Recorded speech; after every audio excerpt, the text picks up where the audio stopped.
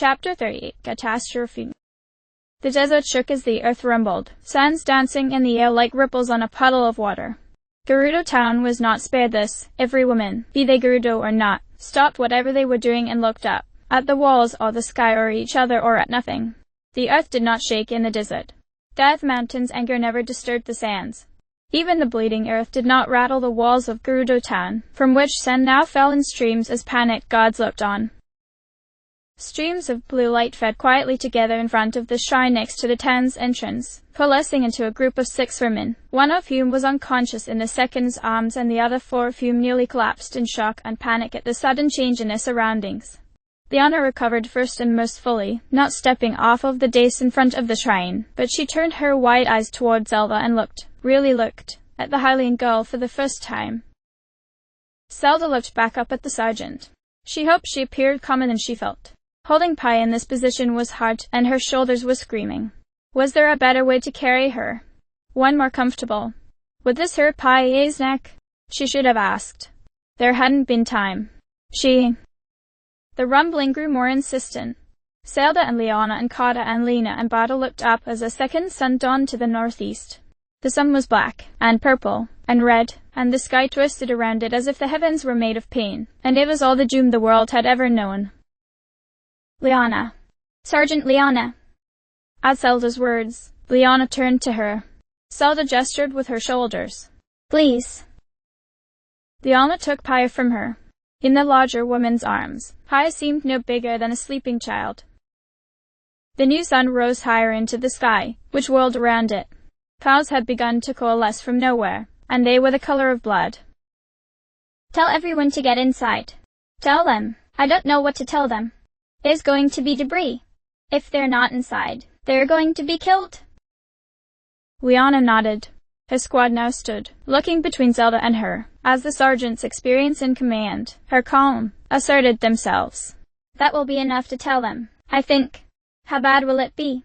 Will taking shelter actually help? I don't know. I'll try to stop the worst of it. I don't. Shadows fell as the golden light of the true sun was blocked out. All the gathered women, and all those in Gerudo Town, looked up simultaneously yet again. The new body moving across the sky was streaking toward the canyon to the northeast, leaving a tail of fire behind it. In Zelda's eyes, it was as far removed from the Calamity's previous attacks on her as the blights were from Ganon itself. I have to go, she said. How was she going to go? The Sheikh Censor had said there was a shrine on the way into the Yiga fortress, but she'd never actually found it. What could she do? Distance doesn't mean anything. It's like Impa told me. Stop thinking of the world in terms of what you can do. Push at the boundaries of what you can. She shrouded herself in the power, infused her thoughts with it.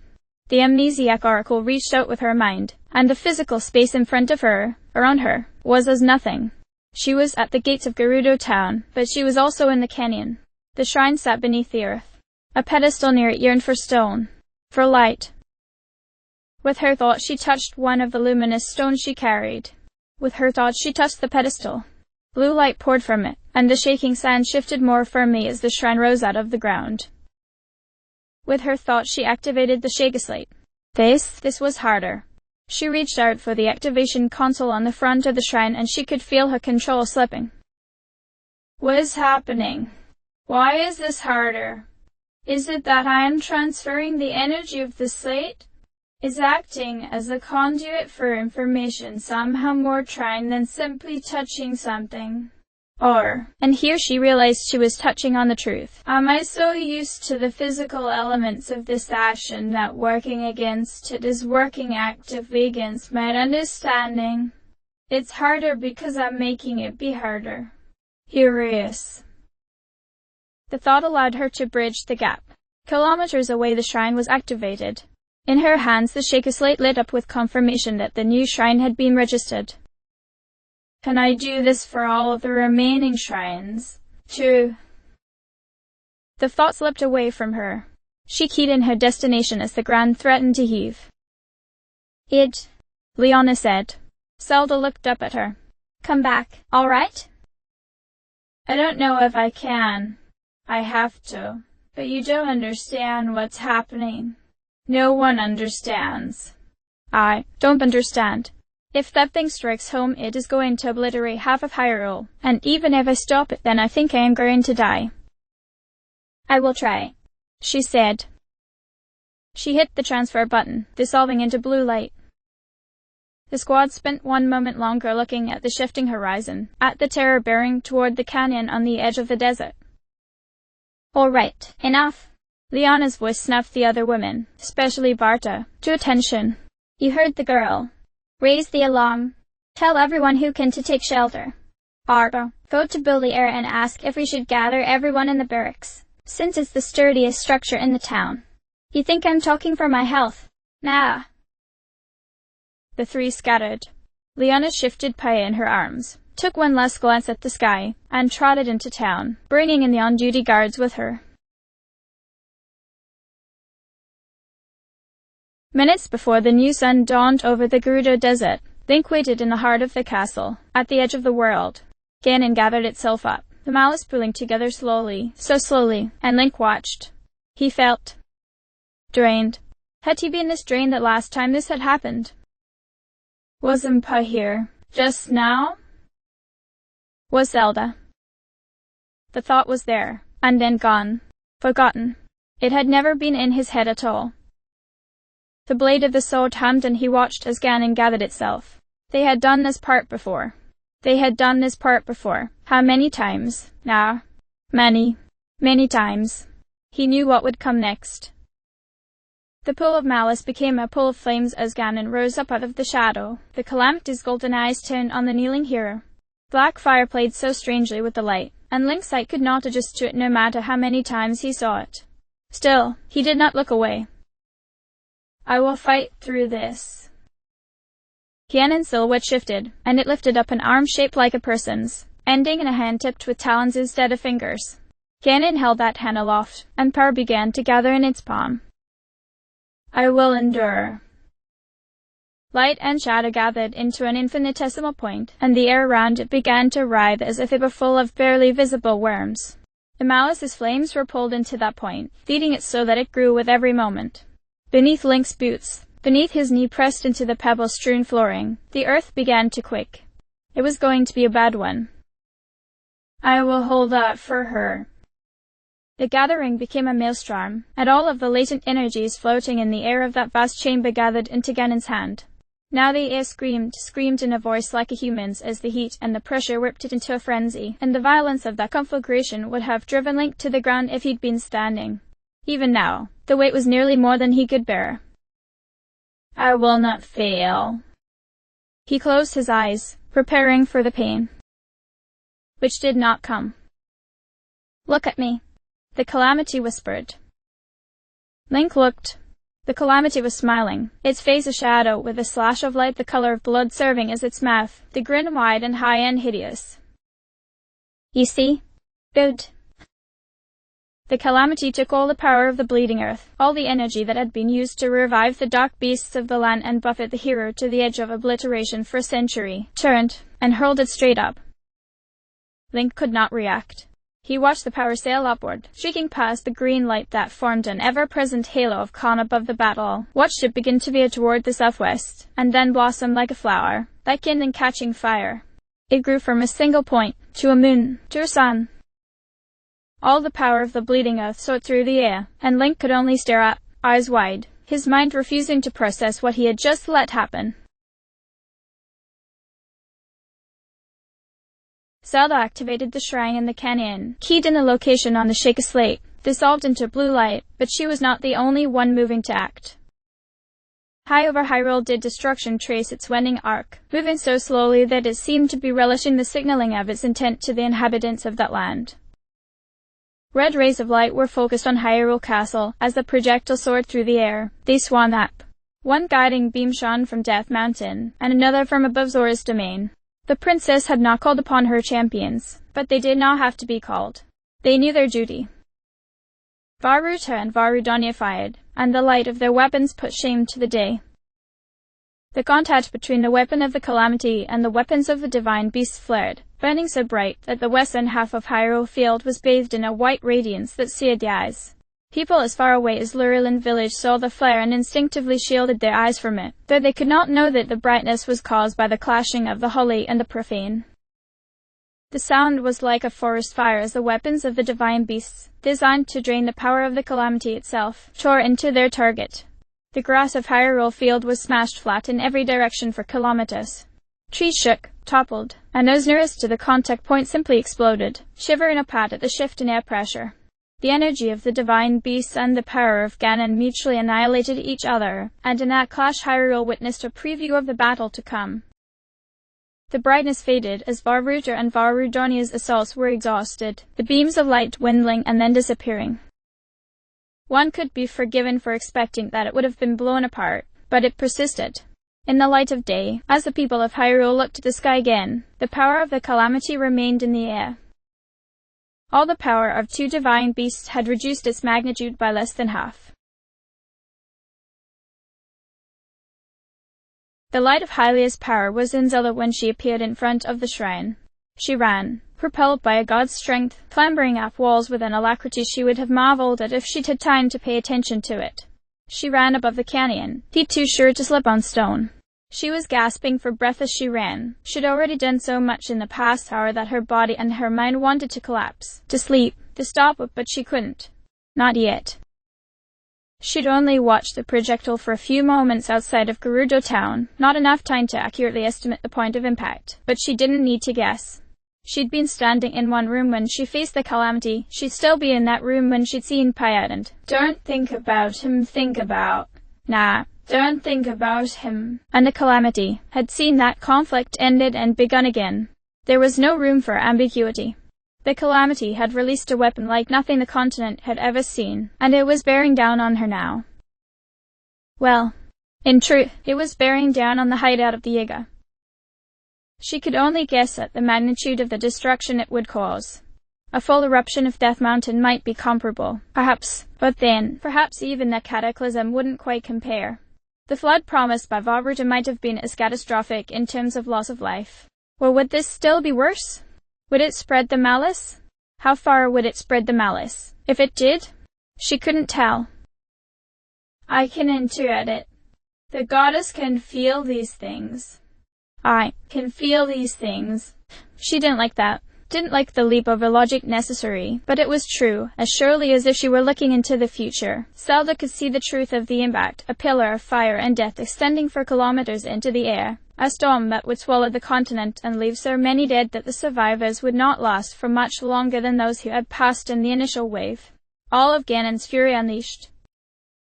Zelda came to the edge of the clearing where she had fought Koga.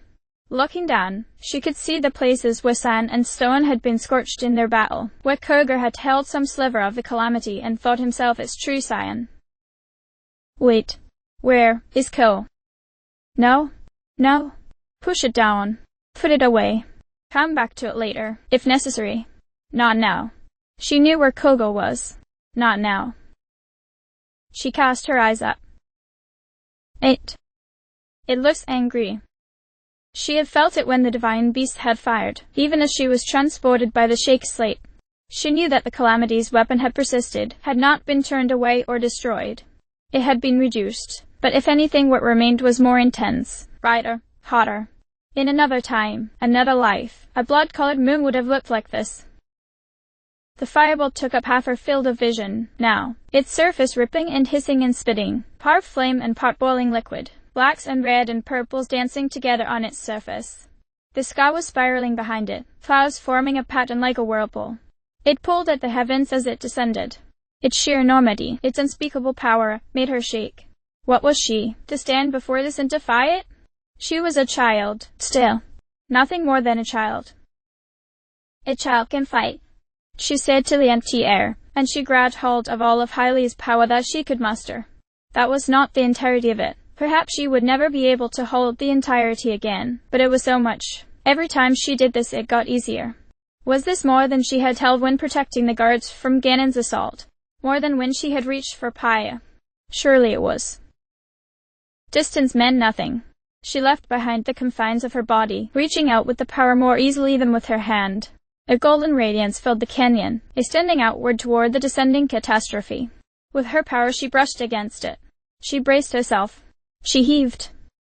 Blood vessels beneath her fingernails and the corners of her mouth ruptured, and huge bruises pulled in her hands and face. The pressure pushed at the inside of her eyeballs, and she squeezed them shut for fear that they would launch burst of her head or explode. Her joints screamed as the connective tissues began to tear, and her limbs shook with the sympathetic strain of holding up the power. Her muscles were shredding. She was dying. She was dying on her feet, and she'd only been doing this for seconds. How could she, possibly? Hallie's power winked out, the tether breaking as if to save her life. Zelda fell to her knees. Her ears were ringing. She tried to flex her hands, but her fingers were so swollen and discolored she could barely move them. Probably her face was in similar shape.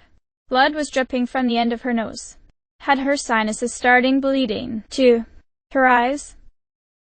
All I did was try to push it back. I'm supposed to be able to stop things like this. She looked up again. Ganon's attack was so close now that it was hard to tell that it was drawing closer. She couldn't hear it, though. Did my eardrums burst? It was so big. She was so small. It is not that the power is small. Hylia could stop this, even if it destroyed her to do so. I can't. I'm the point of failure. Here. There was no time for moping. No time to reflect. She had to try again. She had to grab hold of more of the power. It was easier every time, wasn't it? And try again. And if she failed, she would die here, but at least she would have tried. That was the intuition of the goddess. That was the belief of the princess. But the amnesiac was a realist. She was not like the hero, fighting against the end of the world by himself for a century. She could never be like him, who stood dauntless against tortures and destruction. She couldn't do what he did. This she knew, with all the surety of the ignorant and the untested. I can't do this alone, she said. The air shifted. Something changed, outside the bounds of her power. A gentle coolness brushed against her left cheek, spreading across her head, down her neck and her chest and her arms and her legs. The swelling in her joints eased, and her pain disappeared, and the ringing in her ears faded. She turned her head. Mipha, surrounded by the ghost fires, was next to her, golden eyes soft and solemn. The dead princess said, "You are never alone." A hand as heavy as a boulder rested gently against her back. She did not need to turn to know it was Daruk. "Come on, little princess," the late leader of the Gorons said. "Let's do this. Together." She got to her feet, looked between the two champions, tried to process how easy their expressions were, how unworried they seemed. Daruk was pulling at his beard, but this was a sign of his amusement, not nervousness. "I'm sorry," she said. She wasn't sure what she was apologizing for. None of that, none of that." Daruk waved his hand as if to dismiss the words. "Come on. Will you let us help you? Please." "Good. I want you to channel as much of your power as you can. Channel it until you think you're going to rot."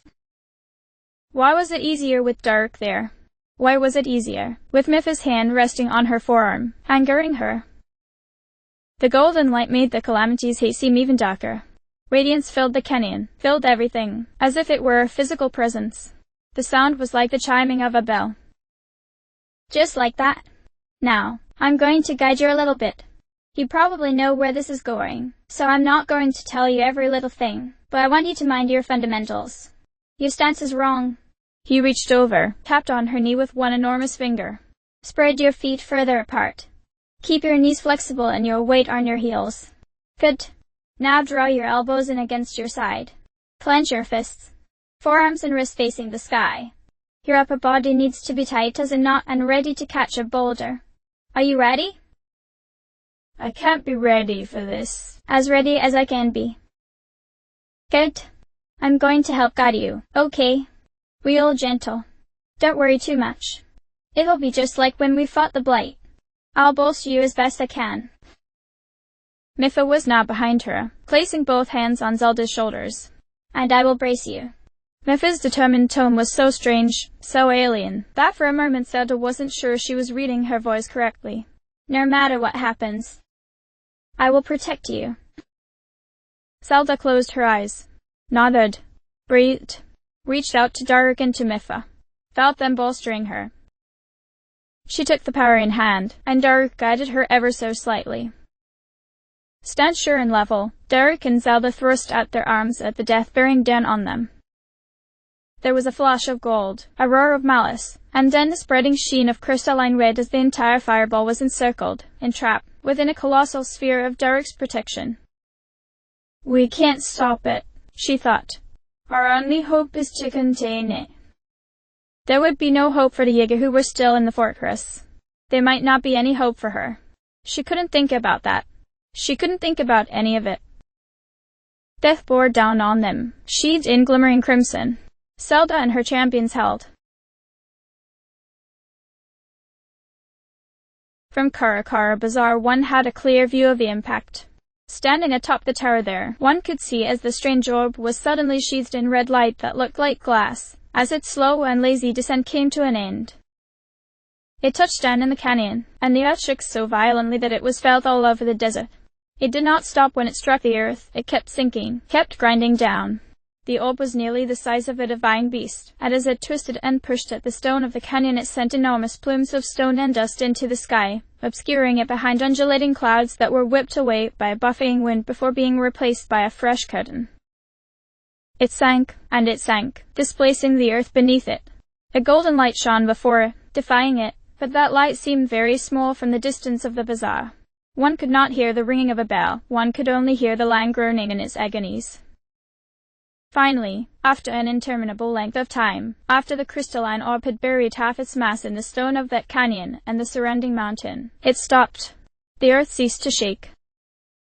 For one long moment, the world was still and silent, holding its breath in anticipation. Then, at last, Ganon's weapon erupted. The pressure inside of the barrier of Daruk's protection was indescribable.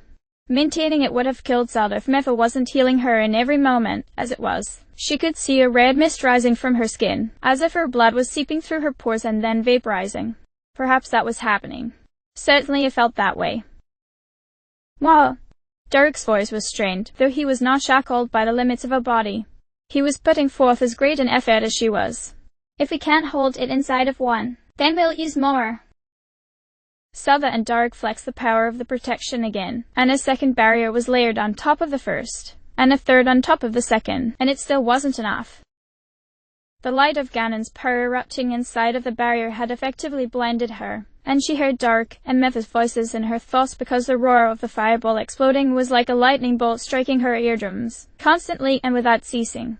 The triple layer of protection shone brighter than the true sun, barely containing the maelstrom inside of it. In that space apart from the physical world, Zelda could feel Ganon's fury contained within the sphere. Vast, terrible, inexhaustible.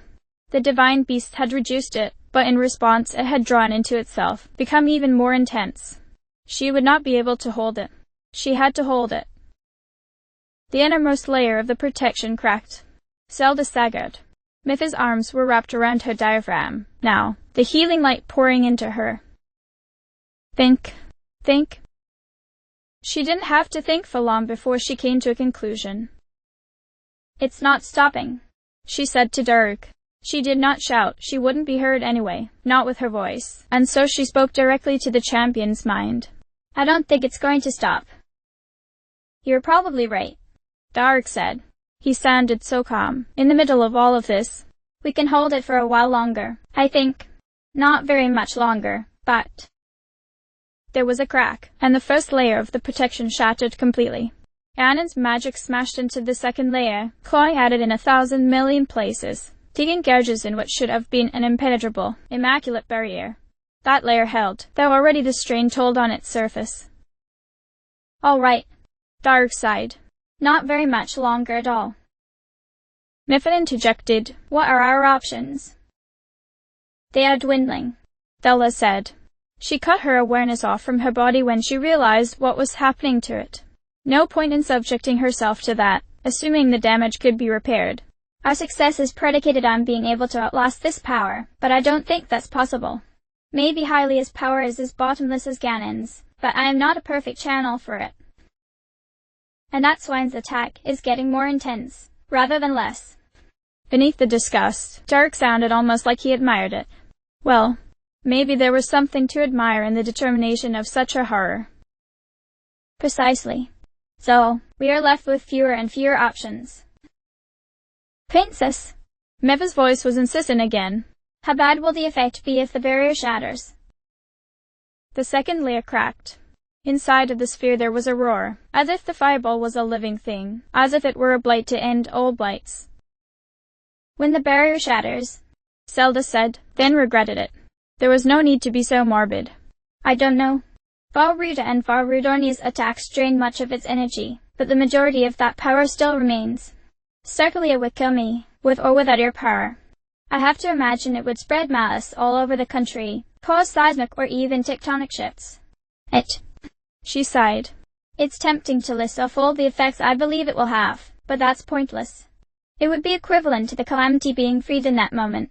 Hyrule would come to an end. There was silence between them. Then, the crack in the second barrier grew, and grew, spreading across the surface like the break in a pane of glass. After a long moment, Tharg said, we have to choose how the shield breaks. Zelda couldn't respond to this. I know, but listen. It's going to break.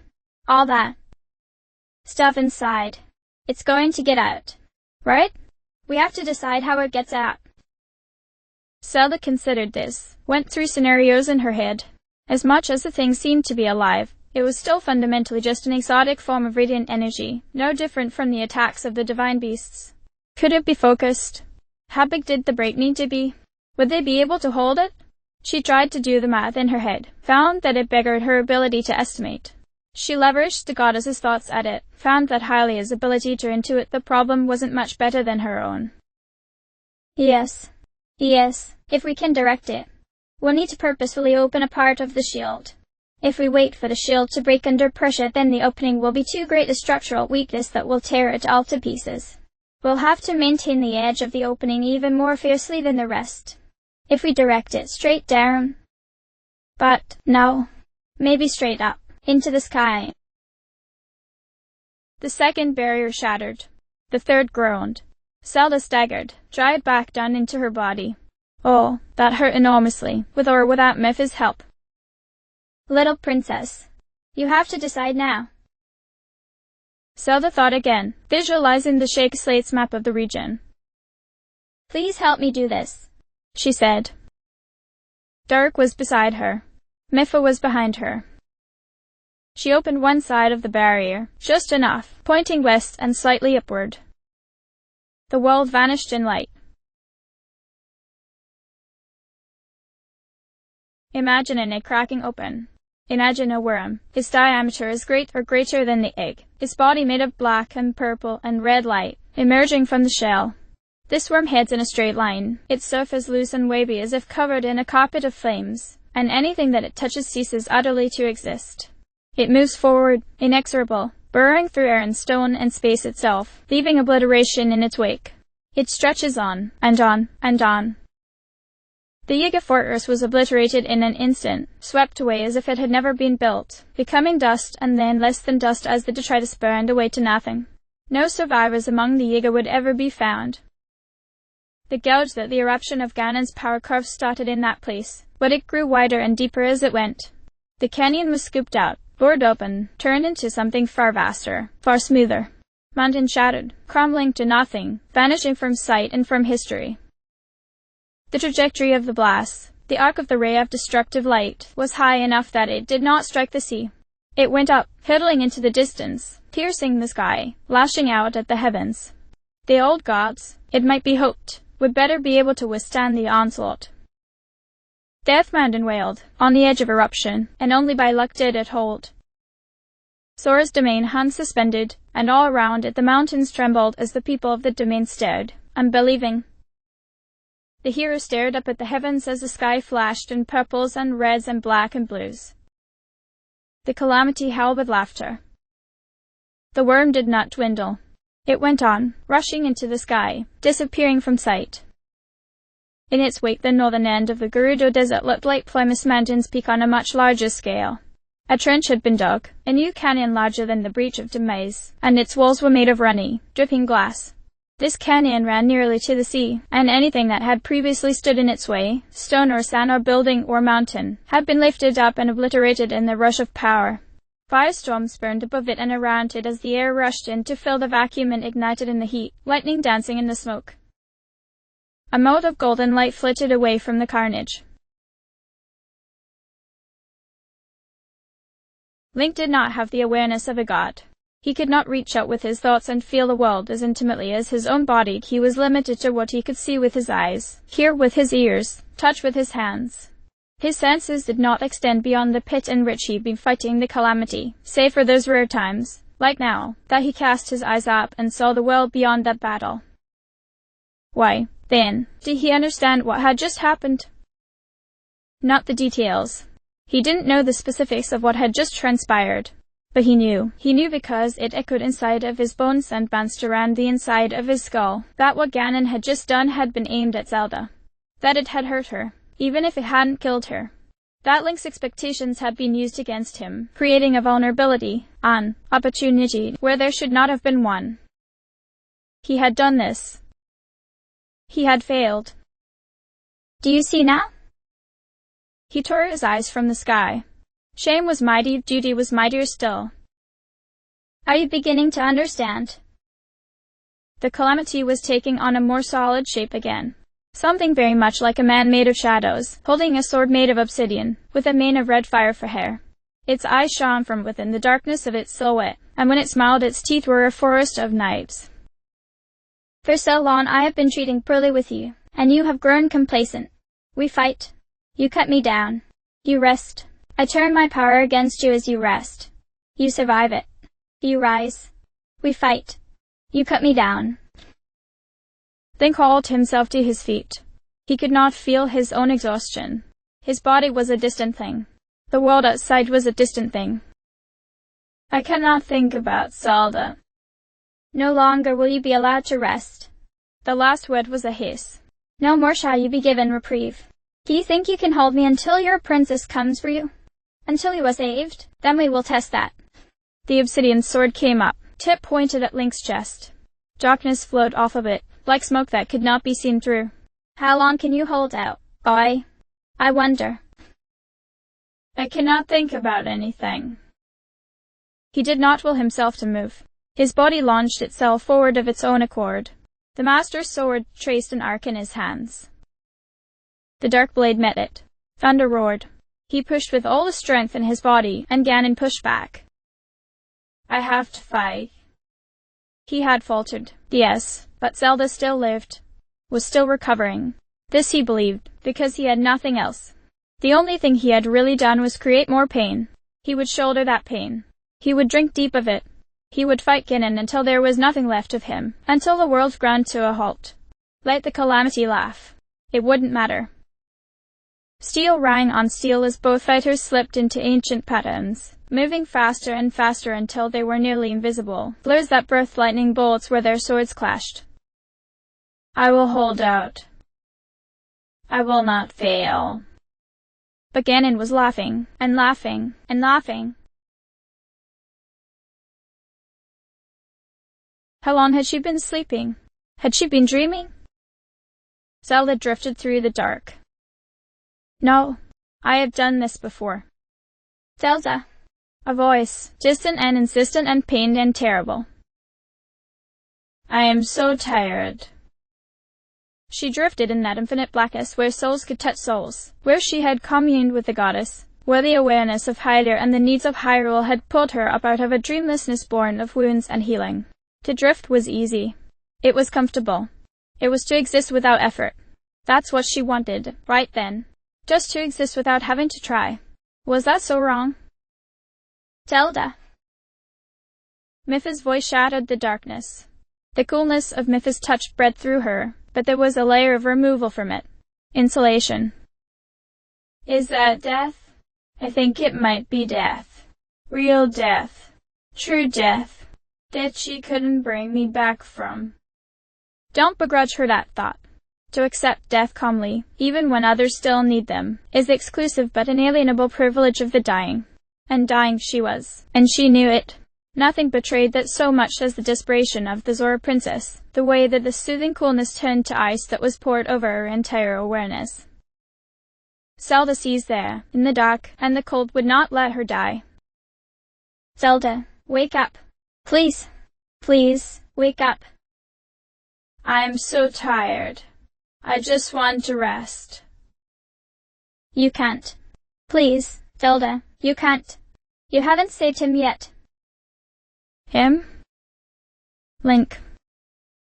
Link. Yes, Link. He's still waiting for you. He's still fighting. No, I can't think about him. It hurts. Then hurt. Ice was jammed into her thoughts, cutting her off from death. Mytha's memories crashed into her, and she was crushed beneath the glacier. Link fought again and again, 100 times, 1,000 times, thousands of times. She saw him, saw the Master Sword in his hand, saw the blood that ran from him, saw him rise, fall, strike down the calamity, saw his pain, heard his screaming, again and again and again. She couldn't look away. Was this what Mytha had seen? What she was forcing her to see now? She tried to push the images away and didn't have the strength. She saw Link fighting and suffering, and the way that he had fought for her for a century, and she had been trying to compartmentalize all of that, and he was still fighting, even in that moment, even as she wanted to accept death, and the darkness that pressed in on her from all sides and the ice that had pinned her to life were both blown away by a fire ignited in her thoughts, and Zelda began to scream. Then, all at once, it was gone. The ice was replaced by gentle coolness. The darkness of death had pulled away. Zelda was aware of herself, floating in the vast expanse of that spirit plane. She was also aware of the ghost of Mytha, clinging desperately to her, weeping. Not the pretty, restrained tears of someone who was grieving and bearing that burden, but the wailing of a person who had lost the world and was afraid of losing still more, of losing every part of herself that had ever been. Without thinking, moving slowly because she could not move quickly, she put her arms around Mytha. I'm sorry, she said. How many times has she said that? Today alone, Eden? Mytha choked out words around her sobs. You don't have time to be sorry. She swallowed audibly. He still needs you. He needs you. He. Mytha's grip tightened, and in that bodiless space Zelda could still feel the sharpness of her talons. When the dead princess spoke again, she was calmer. Somehow, that made her sound even worse. You have to live. You have to fight. For the world. For him. Do you understand? Zelda could not answer. She was brushing up against something inside of Mytha, against an enormity that eclipsed the pain and sorrow of any normal mortal life. Mytha shuddered, and when she spoke again her voice was level, as if nothing had been wrong. You have been trying to avoid thinking about the enormity of what he's done for us, for you, because it pains you. You can't do that, princess. It is a terrible burden, but the world is not kind, and we cannot choose the ones we wish to bear. He bears his. We bear ours. You bear yours. If we do it just a little longer, just for a while, we can be free. He can be free. Silence. Silence, stretching out. Silence, stretching on forever. Then Zelda said, Yes, of course. We must also bear the burdens of those who suffer on our behalf. The pain meant that she was no longer dying. The pain was something Mytha's power couldn't touch. That is what the world needs of me, isn't it? What Paya needs of me. What Link needs of me. What the champions need of me. Mytha nodded against her. I can do that, she said. I have to do that. How else to answer the hearts of the people you love? Mytha sighed in relief, and then was gone. The dark was gone. Princess Zelda opened her eyes, found herself staring up at the sky. Around her was the deserted square of Gerudo Town. End of chapter.